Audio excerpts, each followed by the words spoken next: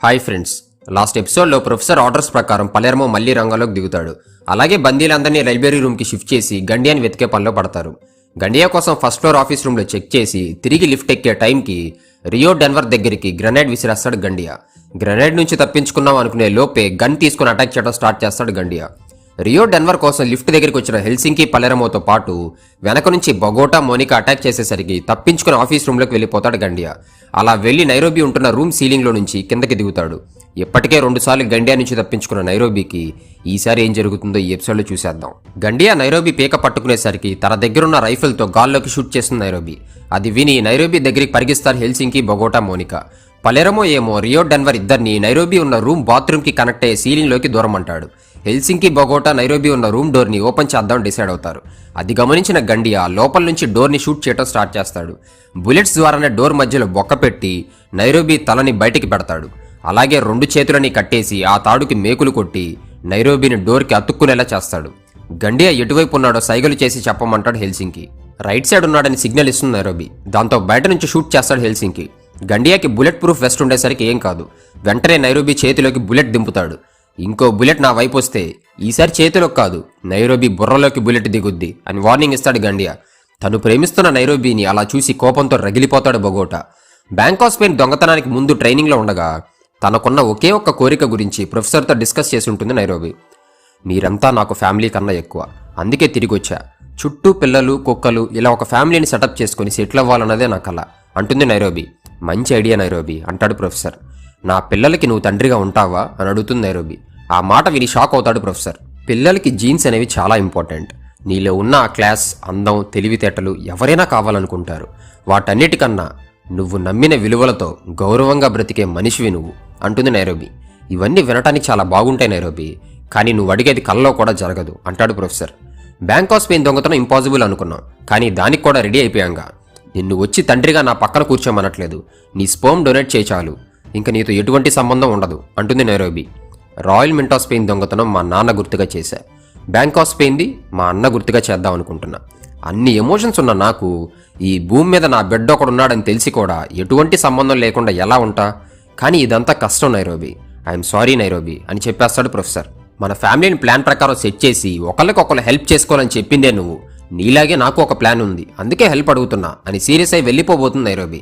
అగాటా, నువ్వు నా కోసం ఎన్నో రిస్కులు చేశావు. నిజం చెప్పాలంటే ఇప్పుడు నువ్వు అడిగిన దానికంటే చాలా పెద్ద రిస్కులు చేశావు అంటాడు ప్రొఫెసర్. అంటే నేను అడిగిన దానికి ఎస్ చెప్తున్నావా అంటుంది నైరోబీ. ప్రొఫెసర్ అవును అనేసరికి ఆనందంతో ఏడ్చేసి గట్టిగా హక్ చేసుకుంటుంది. థ్యాంక్ యూ, మంచి ప్రొఫెషనల్స్ని కన్సల్ట్ అవుదాం. నీకు ఓకే అంటే న్యాచురల్గా అయినా నాకు ప్రాబ్లం లేదు అంటుంది నైరోబీ. న్యాచురల్గా నీతో పిల్లల్ని కనటం అనే క్వశ్చనే లేదు. బ్యాంక్ ఆఫ్ స్పెయిన్ దొంగతనం అయిపోయాక ప్రొఫెషనల్స్ని కన్సల్ట్ అవుదాం అంటాడు ప్రొఫెసర్. ప్రెజెంట్ సిచ్యువేషన్కి వస్తే గండియా షూట్ చేసిన చెయ్యి ఎలా ఉందని నైరోబీని అడుగుతాడు బొగోటా. నాకు మత్తిచ్చున్నాడు, సో ఏం తెలియట్లేదు. టోక్యోను బయటికి తీసుకొచ్చారా అని అడుగుతుంది నైరోబీ. ఈ గ్యాప్లో సీలింగ్ పైన పాకుతూ వెళ్తున్న రియో డెన్వర్కి బూట్స్ ఉండటం వల్ల బయటికి సౌండ్స్ వినిపిస్తాయి. అది గమనించిన గండియా అద్దం పగలగొట్టి ఆ అద్దం ముక్కని సీలింగ్ గ్యాప్లో నుంచి పైకి పెడతాడు. పక్కనే రియో డెన్వర్ కూర్చొని ఉండటం అద్దంలో కనిపిస్తుంది. దాంతో సీలింగ్ పైకి షూట్ చేయడం స్టార్ట్ చేస్తాడు గండియా. ఎలాగోలా తప్పించుకుని సేఫ్ పొజిషన్స్లో కూర్చుంటారు Rio Denver. Bogota, Helsinki Nairobi room బయట వెయిట్ చేస్తుంటే పలెర్మో, మోనికా ఏమో రియో డెన్వర్ దగ్గరుండి అప్డేట్స్ తెలుసుకుంటూ ఉంటారు. అంతా గమనిస్తున్న నైరోబీ, బొక్కలోది డ్రిల్ మెషిన్స్ తీసుకొచ్చి గోడకి బొక్క పెట్టొచ్చేయండి. బొగోటా, వీడు నన్ను చంపితే తిరిగి చంపకుండా వదలకు. మీరు గోడకి పెట్టే ఒక్కో బొక్కకి నీ బాడీలోకి ఒక్కో బుల్లెట్ దిగుద్ది అంటాడు గండియా. వీడిలాగే అంటాడులే, నన్ను చంపలేడు అంటుంది నైరోబీ. ఏంటి మరి నైరోబీ చెప్పినట్టు చేద్దామా అని పలెర్మోని అడుగుతాడు బొగోటా.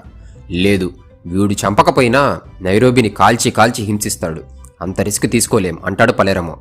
హెల్సింకి, ఈ నా కొడుకుని చంపుతాను, నాకు మాటివ్వు. రే గండియా, నీ చావు ఇద్దరి చేతుల్లోనే ఉంటుందని గుర్తుపెట్టుకో అని హెల్సింకి, బొగోటాని చూస్తూ అంటుంది నైరోబీ. అందరి గొంతుల్లో కసి చూసి ఫస్ట్ టైం భయపడతాడు గండియా. మీరందరూ నేను చెప్పిన పాట పాడాలి, అలా అయితే ఎవరెవరు ఎక్కడెక్కడున్నారో నాకు తెలుస్తుంది.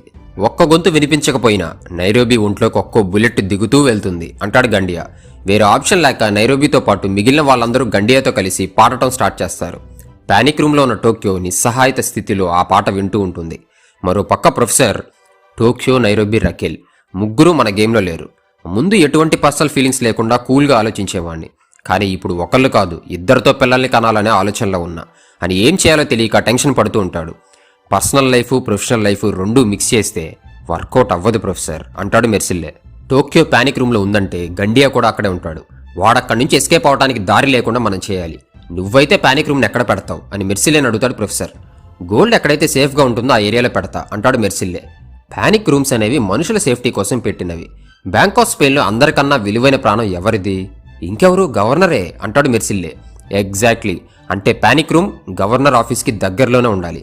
కానీ అది బ్లూ ప్రింట్లో లేదు అని బ్యాంక్ ఆఫ్ స్పెయిన్ బ్లూ ప్రింట్ని క్లోజ్గా చూస్తుండగా పానిక్ రూమ్ ఎక్కడుండొచ్చో ప్రొఫెసర్కి ఐడియా స్ట్రైక్ అవుతుంది. వెంటనే మైక్ తీసుకొని, పలెరమో నేను చెప్పేది విను. పానిక్ రూమ్ గవర్నర్ బాత్రూమ్ వెనకుంది. అది బ్లూ ప్రింట్లో లేదు. సో దాని ఎంట్రన్స్ని బాత్రూమ్ గోడల్లో కలిపేసి ఉంటారు. నన్ను నమ్ము, పక్కా అక్కడే ఉంది అంటాడు ప్రొఫెసర్. పాటలు షూటింగ్ సౌండ్స్ విన్న అట్రో మళ్ళీ గెలకడం స్టార్ట్ చేస్తాడు. ఈసారి మిగిలిన బందీల్ని కాకుండా ఏకంగా గవర్నర్ దగ్గరికి వస్తాడు. ఆ సౌండ్స్ అన్ని వింటుంటే వాళ్ళు బిజీగా ఉన్నట్టున్నారు. ఎదురు తిరగటానికి ఇదే కరెక్ట్ ఛాన్స్ మనకి. బందీలందరినీ సేఫ్గా బయటికి తీసుకెళ్లే రెస్పాన్సిబిలిటీ మన ఇద్దరిపైన ఉంది. ముఖ్యంగా బ్యాంక్ ఆఫ్ స్పెయిన్ గవర్నర్ అయిన మీ మీద అని రెచ్చగొట్టాలని ట్రై చేస్తాడు అట్రో. నోరు మూసుకొని సైలెంట్గా కూర్చో అంటాడు గవర్నర్. ముందుండి నడిపించాల్సిన మీరే ఇలా అంటే ఎలా?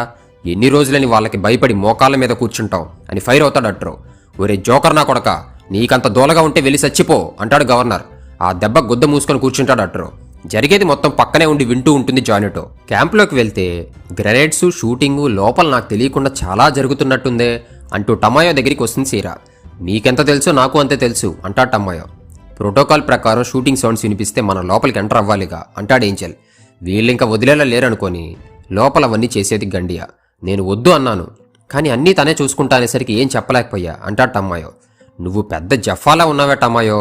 మీడియా దగ్గరేమో సంధి చేసుకున్నామని సొల్లువాగి ఇప్పుడు గండియా గ్రీన్ సిగ్నల్ ఇచ్చావు. లోపల అనుకోనిది ఏమైనా జరిగితే నేను చెప్పినా వినకుండా గండియానే చేశాడు అని సైడ్ అయిపోతావు. అదే గండియా సక్సెస్ అయితే నేనే ఆర్డర్స్ ఇచ్చాని క్రెడిట్ దొబ్బేస్తావు అని టమాయోని గెలుగుతుంది సీరా. గండియా వార్ స్టార్ట్ చేయడంలో అసలు నీ ప్రాబ్లం ఏంటి? నోరు మూసుకొని జరిగే చూడు సీరా అని వెళ్ళిపోతాడు టమాయో. ఇంకో పక్క అసలు అనుకున్న ప్లాన్ మీద ఎప్పుడు కంట్రోల్ తప్పామని ఆలోచిస్తూ ఉంటాడు ప్రొఫెసర్. ఫస్ట్ గండియా రెడ్ బాక్సులు తీసుకెళ్లకుండా డెన్వర్ బయటికి వచ్చినప్పుడు, సెకండ్ రకేల్ చెట్టుని ఎక్కలేనప్పుడు. సో ముందు ఆ తప్పులను కరెక్ట్ చేయాలి అని డిసైడ్ అయ్యి పలెరమో హోల్డ్ ఆన్ అని ఆర్డర్స్ ఇస్తాడు ప్రొఫెసర్. రియో డెన్వర్ ఎక్కడున్నారో తెలియక సీలింగ్ పైకి షూట్ చేస్తూనే ఉంటాడు గండియా. ఎస్కేప్ అవుదామని అట్రో గవర్నర్తో మాట్లాడింది విన్న నర్స్ పకీటా అట్రో దగ్గరికి వచ్చి, నీకు ఎస్కేప్ అవడానికి కావాల్సిన పుష్ నేనిస్తా. పోలీసులు నైరోబీ కోసం పంపిన సెల్ ఫోన్ రూమ్ క్లీన్ చేస్తుంటే దొరికింది అని ఫోన్ని బయటికి తీస్తుంది. దీనమ్మ జీవితం, ఇలా ఇవ్వు అని తీసుకుని లోపల పెట్టుకుంటాడు అట్రో. ఈ విషయం బందీలకి కాపలాగా ఉన్న మటియాస్కి చెప్పాలని వాష్రూమ్కి వెళ్ళాలి అంటుంది జానెటో. మ్యాటర్ అర్థం చేసుకోకుండా గమ్ముగా కూర్చోమంటాడు మ్యాటియాస్. జానెటోని బ్యాంక్ ఆఫ్ స్పెయిన్ దొంగతనం కోసం పిలిచినప్పుడు అమ్మాయిగా ఉండటం చూసి షాక్ అవుతాడు డెన్వర్. ఆ విషయం మీద క్లారిటీ తెచ్చుకుందామని రూమ్లోకి పిలుస్తాడు. నీకు అబ్బాయిలంటే ఇష్టమా? అంటే నువ్వు గేనో కాదో తెలుసుకుందామని అడుగుతున్నా అంటాడు డెన్వర్. అందులో డౌటే ఉంది, ఏ అమ్మాయినా అబ్బాయిలాగా ఇష్టపడుతుంది అంటుంది జానెటో. నీ బూబ్స్ కనిపిస్తున్నాయి, ఇప్పుడు నువ్వు అమ్మాయివే. కానీ నా డౌట్ అది కాదు. ఆ రోజుల్లో నీతో కలిసి చాలా తిరిగా, ఎన్నో దొంగతనాలు చేశాం. కానీ అప్పుడు అబ్బాయిగా ఉన్నదానివి అమ్మాయిలా ఎలా మారావు అని అడుగుతాడు డెన్వర్. నీతో ఉన్నంత వరకు నేను అబ్బాయినే. రూమ్కి వెళ్ళాక లిప్స్టిక్ పూసుకొని పాటలు వింటూ ఎంజాయ్ చేసేదాన్ని. అప్పుడు అర్థమయ్యేది నేను అమ్మాయిని అని. అందుకే ఇప్పుడు ఇలా ఉన్నా. నిజం చెప్పాలంటే బైక్లో నీ వెనకాల కూర్చొని నీకు తెలియకుండానే ఎక్కడెక్కడో చేతులు పెట్టేదాన్ని. అప్పట్లో నువ్వంటే అంత ఇష్టం నాకు అంటుంది జానెటో. ప్రజెంట్ సిచ్యువేషన్కి వస్తే మటియాస్ ఒప్పుకోకపోయేసరికి హాల్లో నుంచి లేచి వెళ్ళిపోతుంది జానెటో. దొరికిందే సందని ఈసారి మిగేల్ దగ్గరికి వస్తాడు అట్రో. మనం బయట వాళ్ళతో మాట్లాడాలి. నా దగ్గర ఒక ఫోన్ ఉంది, నన్ను క్లోజ్గా మానిటర్ చేస్తున్నారు కాబట్టి దీన్ని నీ దగ్గర పెట్టుకో అని తీసి మిగేల్కి ఇచ్చేస్తాడు అట్రో. జానెటో నేరుగా పలెరమో వాళ్ళు ఉన్న స్పాట్కి వచ్చేసింది. అసలు ఏం జరుగుతుంది? డెన్వర్ ఎక్కడున్నాడు? మీ అందరూ ఇంత ట్రబుల్లో ఉంటే హెల్ప్ చేయకుండా ఎలా ఉంటా? నాకు గన్నివ్వండి అని పలెరమో వెళ్ళిపోమని ఎంత చెప్పినా వినకుండా అక్కడే ఉంటుంది. ఇంకా తప్పక తన పిస్టల్ తీసి జానెటోకి ఇచ్చి పైకి తీసుకెళ్లిపోమని మ్యాటియాస్కి చెప్తాడు పలెరమో. మరో పక్క అట్రో, ఇక నుంచి నువ్వు నేనే, ఈ విప్లవానికి బ్యాక్ బోన్స్, కుమ్మేద్దాం. నువ్వు ఆ మాట అనగానే గొంతులో తడారిపోయింది అని భయపడుతూ అంటాడు మిగేల్. ఇంతలో జానెటోని తీసుకొని హాల్లోకి వస్తాడు మ్యాటియాస్. రూమ్లోకి ఎంటర్ అవ్వడానికి 4 సెకండ్లు పడుతుంది. ఒకళ్ళు వెళ్తే ఇంకొకళ్ళు వెనక నుంచి కవర్ ఇచ్చుకుందాం అని ప్లాన్ వేస్తుంటారు రియో డెన్వర్. ఈలోపు గండియాతో బేరాలు ఆడటం స్టార్ట్ చేస్తాడు పలెరమో. సరే అయితే మీకు 2 ఆప్షన్స్ ఇస్తా. ఆప్షన్ 1, నైరోబీకి పాయింట్ బ్లాంక్లో గన్ పెట్టి బయటికి వస్తా. మీ అందరూ ఒక పక్కకు నిల్చొని ఉండండి, నైరోబీని మీకు ఇచ్చేసి వెళ్ళిపోతా. ఆప్షన్ 2, మీరు లోపలికి రావడానికి ట్రై చేస్తే నైరోబీని షూట్ చేసేస్తా.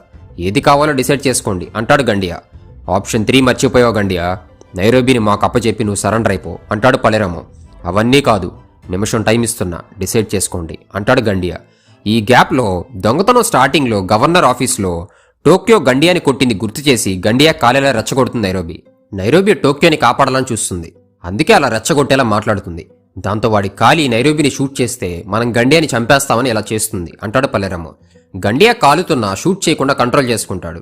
ఫైనల్గా ఏదైతే అది అవుతుందని గండియా బయటకు వచ్చే ఆప్షన్కి ఓకే చెప్తాడు పలెరమో. మీరందరూ గోడకు అటువైపు తిరిగి నిల్చోవాలి, సీలింగ్ పైన ఉన్న ఆ పిల్ల నెబ్బాగాలు కూడా నాకు కనపడాలి అంటాడు గండియా. దాంతో రియో డెన్వర్ని కిందకి రమ్మని ఆర్డర్స్ ఇస్తాడు పలెరమో.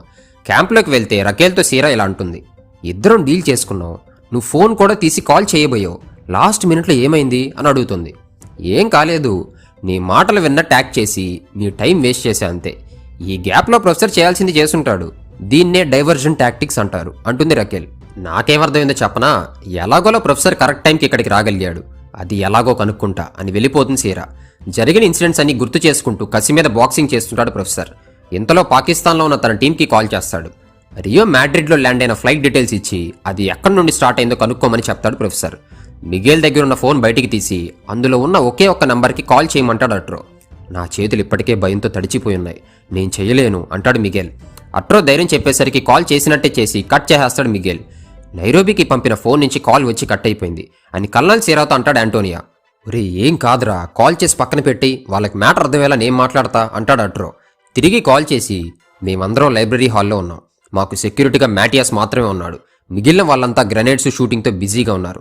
మళ్ళీ చెప్తున్నా, పోలీసులు లోపలికి ఎంటర్ అవడానికి ఇదే కరెక్ట్ టైం, ఎందుకంటే మెయిన్ హాల్లో ఒక్కళ్ళు కూడా లేరు అంటాడు అట్రో. ఫక్, ఇదే కరెక్ట్ టైం లోపలికి వెళ్ళటానికి అని టమాయోతో అంటుంది సీరా. బ్యాంక్ వైపు ఎటువంటి మిలిటరీ వెహికల్స్ వెళ్ళటానికి వీల్లేదని పైనుంచి ఆర్డర్స్ ఉన్నాయి అంటాడు టమాయో. మరో పక్క టెన్షన్తో ఉచ్చపోసుకుంటాడు మిగేల్. నువ్వొద్దు, నీ ఫోన్ వద్దు అని పక్కన పడేస్తాడు. ఇంతలో మ్యాటియాస్ వచ్చి మిగేల్ని తీసుకెళ్లి ముందు కూర్చోపెడతాడు. ఒరే అట్రో, నువ్వు చేతులు పైకి పెట్టి కూర్చోరా, కొంచెం అటు ఇటు అయినా బుల్లెట్ దిగుద్ది అని వార్నింగ్ ఇస్తాడు. స్పెషల్ ఫోర్స్ టీంని రెడీ చేసుకో, అలాగే లోపల ఉన్న గండియాతో కోఆర్డినేట్ చేసుకుంటూ మెయిన్ డోర్ నుంచి లోపలికి ఎంటర్ అవుతున్నాం అని సోరెస్కి ఆర్డర్స్ ఇస్తాడు కల్నల్ టమాయో. ఫస్ట్ టైం ఒక మగాడు అని నిరూపించావు అంటుంది సీరా. ఇంతలో ఫ్లైట్ డీటెయిల్స్ కనుక్కొని ప్రొఫెసర్కి కాల్ చేస్తాడు షకీర్.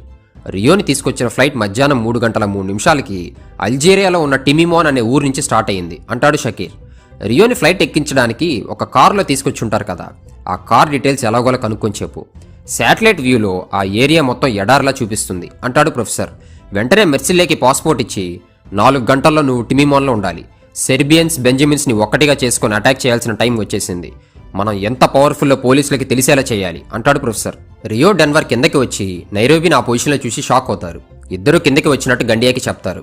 ట్రైనింగ్లో ఉండగా ప్రొఫెసర్ స్పోమ్ డొనేట్ చేయడానికి ఒప్పుకున్నాడన్న విషయం టోక్యోకి చెప్పి ఆనందంలో మునిగి తేలుతుంది నైరోబి.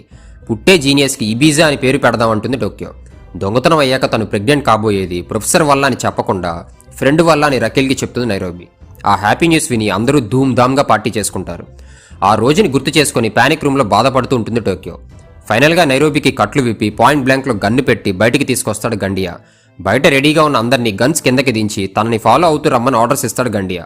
ఒక పక్క వేసిన కుట్లు ఊడిపోయి బాధపడుతూ ఉంటే నైరోబిని పట్టుకుని డ్యాన్స్ వేస్తూ ఉంటాడు గండియా.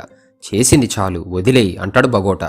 వదిలినట్టే వదిలి, నీకెప్పుడో చెప్పా కదా నిన్ను చంపేది నేనే అని చెప్పి పాయింట్ బ్లాంక్లో బుల్లెట్ దింపి పరిగిస్తాడు గండియా.